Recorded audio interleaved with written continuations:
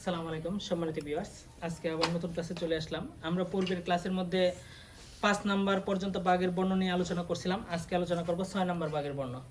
তো 6 নাম্বার বাগের বর্ণগুলো একটা বর্ণ লিখতে পারলে 6টা বর্ণ লেখা সহজ, কিন্তু তা কীভাবে ইনশাল্লাহ আমার ক্লাসে যুক্ত থেকে দেখে যাবেন।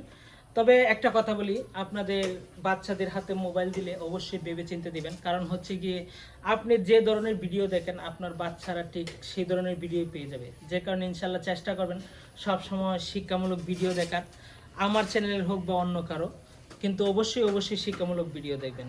তাহলে আপনার বাচ্চা ইনশাল্লাহ শিক্ষামূলক ভিডিও পেয়ে যাবে এবং ভালো একটা জীবন গড়ার চেষ্টা করতে পারবে ইনশাল্লাহ। তো 6 নম্বরে কয়টি বর্ণ? 6 নম্বরে 6টি বর্ণ। 6 নম্বরে 6টি বর্ণ। তো আমরা একটা বর্ণ লিখতে পারলে 6টি বর্ণ লিখতে পারবো। তো আমরা 6টি বর্ণ লেখার দিকে গেলাম।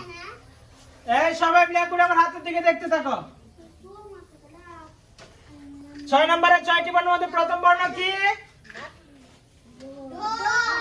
ঢ। সবাই শুনো, ড লেখার জন্য প্রথমত বিষয়টা হচ্ছে এই যে অংশটা, এই অংশ এবং এই অংশের মাঝে অবশ্যই এক মাত্রা পরিমাণ জায়গা থাকতে হবে। মাত্রা বলতে এই যে অংশটা দিলাম এটাকে বলে মাত্রা, ঠিক আছে? তাহলে কি এই অংশে এবং এই অংশে কি এক মাত্রা পরিমাণ জায়গা থাকবে, এটার নাম ড। আমরা যদি এর নিচে একটা বিন্দু দিয়ে দেই, এটার নাম ড বিন্দু র।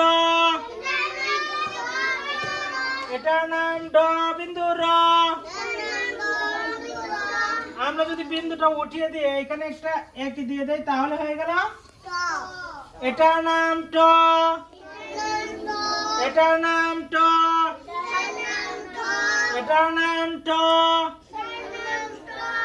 তবে সবাই একটা জিনিস লক্ষ্য করবা, ট লেখার ক্ষেত্রে আমরা যে ড লিখছি, এই ডর যে মাথা, এই ডর যে মাথার অংশ, এই কথা বলো না, কথা শোনো, এই ডর যে মাথার অংশ, এই মাথার অংশ থেকে টর অংশটা হবে, ঠিক আছে? কোত্থেকে হবে? মাথার অংশে ঠিক উপর থেকে টর অংশটা হবে, ঠিক আছে? এটার নাম ট। এটার নাম ট। এখন আমরা কি কি পেলাম? ঢ, ড বিন্দু র, ট। আমরা এখন আলোচনা করব দ নিয়ে। আমরা আলোচনা করব কি নিয়ে? দ নিয়ে। আমরা এটা উঠিয়ে দিলাম, ঠিক আছে? আর এখানে এই অংশটা উঠিয়ে দিলাম। এখানে কি করলাম? এই অংশটা উঠিয়ে দিলাম। দর জন্য প্রথমে কি এই যে রেখা দিয়ে দিলাম, ঠিক আছে? তারপর এইখান থেকে এই যে দিলাম, দেখছো? এই অংশ থেকে আবার নিচে নামিয়ে দিলাম, এটা হয়ে গেল দ। এটার নাম দ।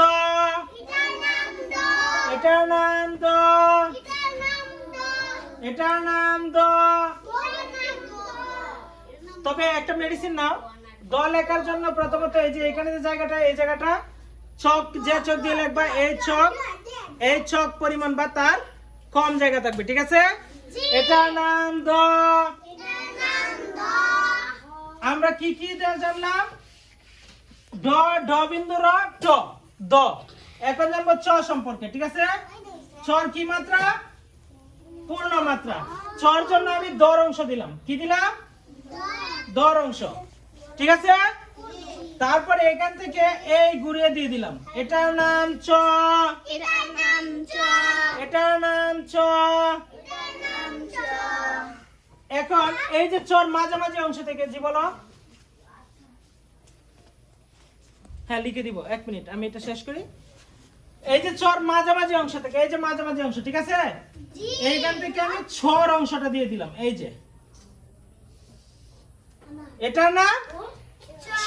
এটার নাম ছ। তবে এই যে ছর যে অংশটা, এই অংশটা কি আমরা হর মধ্যে লিখি, রস্যের মধ্যে লিখি, লিখি না? তো সহজ নাই অক্ষরগুলো? সহজ। তো সম্মানিত ভিউয়ার্স, আসলে একটা বর্ণের মাধ্যমে অনেকগুলো বর্ণ লেখা যায়। আসলে নুরানি পদ্ধতিতে এটা একটা সহজ পদ্ধতি, যেন এক বর্ণের মধ্যে আমরা অনেকগুলো বর্ণ লিখতে পারি, সেই সুবিধার্থে 11 ভাগে ভাগ করা হয়েছে।